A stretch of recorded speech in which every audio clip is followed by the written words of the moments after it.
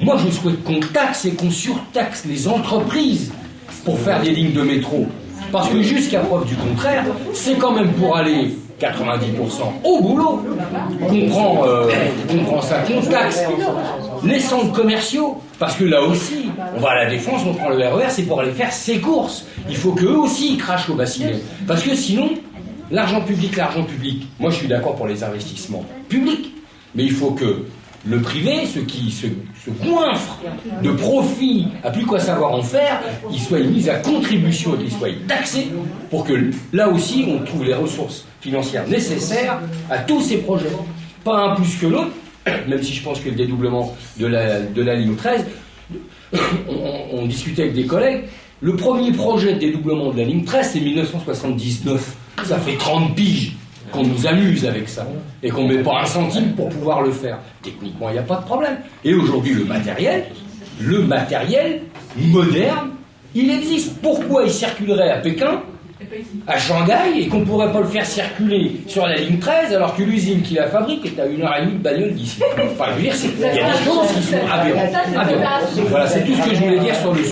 Les décideurs, et quand je dis les décideurs, je pense à l'État ou aux STIF, aux élus, parfois, même s'ils peuvent être de bonne foi, ils ont spontanément la posture qui consiste à opposer les projets les uns aux autres. Or, quand on oppose les projets aux uns aux autres, on divise les gens.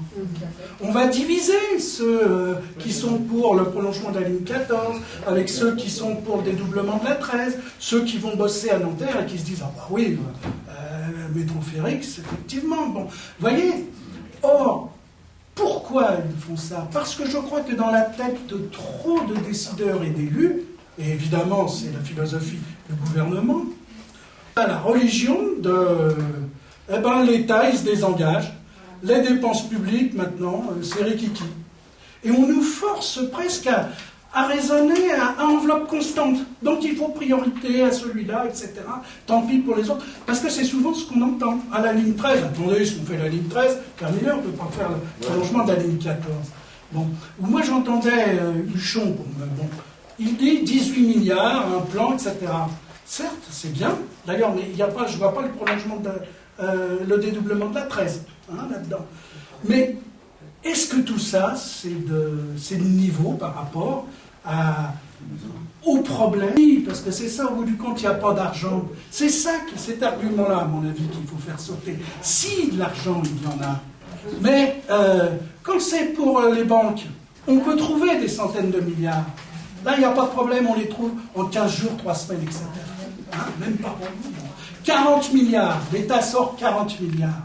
Est-ce qu'il ne faut pas, effectivement, se demander, mais quel contrôle public il y a sur la façon dont les banques vont utiliser cet argent? Est-ce qu'une partie de cet argent pourrait ne pas être utilisée et venir en aide, effectivement, à la RATP dans ses projets?